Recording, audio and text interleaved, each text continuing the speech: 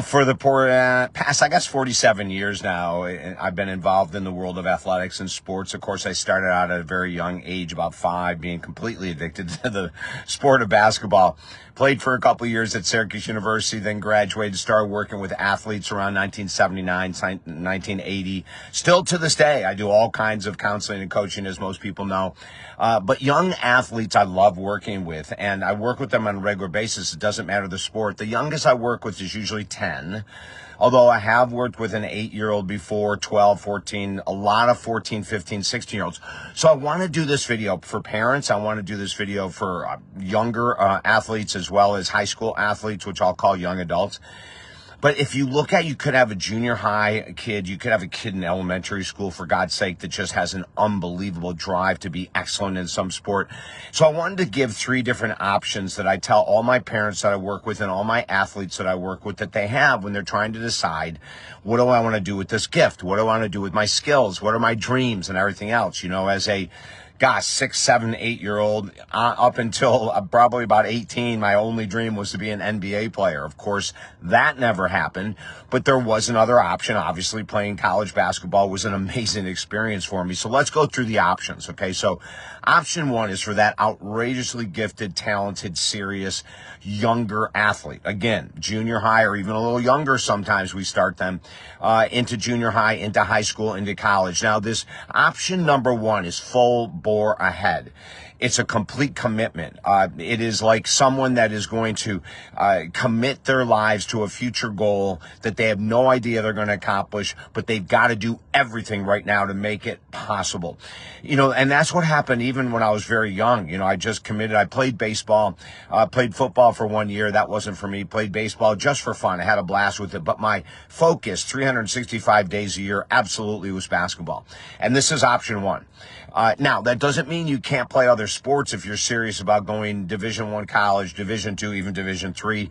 Got Duncan Robinson, one of the star players for the Miami Heat, now with the Detroit Pistons, was in Division III. So we have a lot of Division III players that can play either in the U.S. or they go to Europe for a couple of years and then come back.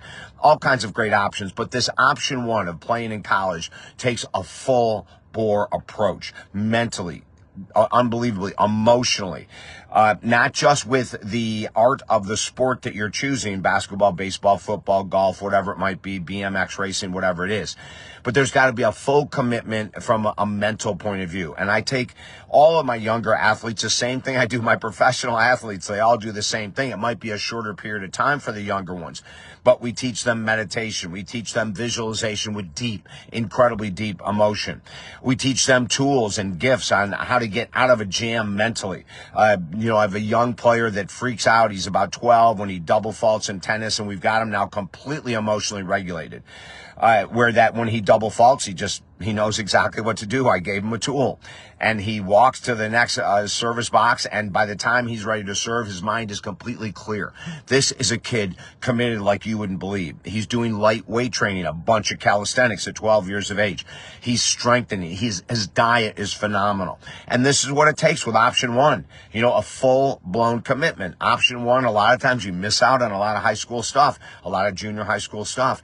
That's okay. Outside of your sport of interest and the mental training that you have to go through, you may have to miss some things, but you know, there's always a payoff for it. Like, of course, I went to the senior ball, the junior prom, and that kind of stuff. I'm not saying miss those things, but there was a lot of other things that I had to miss because my real goal was to play professional basketball. And even though I only made it to Division I college, still, it was an amazing goal, and it carried me for a number of years, giving me purpose, right? So option 1, we take those players and we work them really hard mentally, emotionally, all kinds of sports psychology tools and gifts that we give them so they can handle any situation. Those are ones that are definitely, surely wanting to go on to a higher level of play.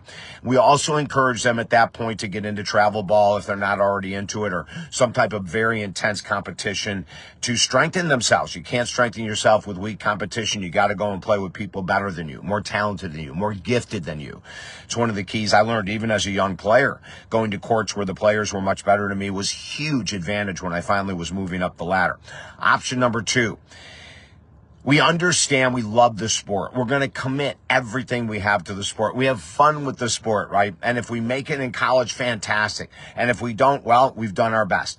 This is the option 2 or the level tier 2 players that sometimes I'll be coaching. Again, junior high, high school, etc. They have good talent. They have great work ethic.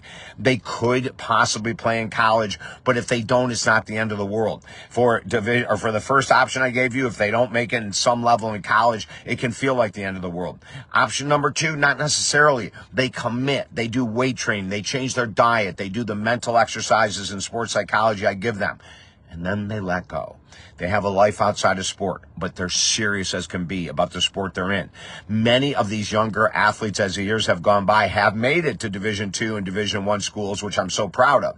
None of them went on to the pro league that I'm talking about because they weren't in option 1.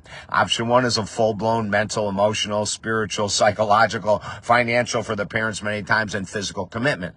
Option 2 is a lot of that, but not as deeply and intense. And then option 3, and I just went through this with a dad and a son that I've been coaching in sports psychology for quite a while now. Option 3 is, you know what?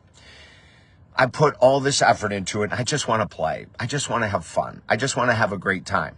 I have a younger brother, Terry, that when we were growing up was much more gifted than I was athletically. Oh my God, he blew me away. His eye-hand coordination and everything else was much more gifted. But he didn't have that drive, which was fine, right? He loved playing basketball, but not enough to do what I did. He loved playing baseball. You know, he was an amazingly gifted athlete, but he did it for fun, which is absolutely fantastic. So, if you need help and you're a parent watching this or you're a child watching this trying to figure out what do I want to do and how far do I want to go, reach out to me at the website talkdavid.com or davidessel.com, and we can set up a free 20-minute session on the phone and I can help you decide what might be the best angle for you to go. Also, don't forget at that same website, 5 of our top selling books, including our book for sports psychologies, they're absolutely for free. So go there now. Don't forget, if I can help you at all, I would love to. Don't give up on your dreams, but know what your dreams specifically are aimed at. Got it? Okay. I'm David Essel. Have a great day.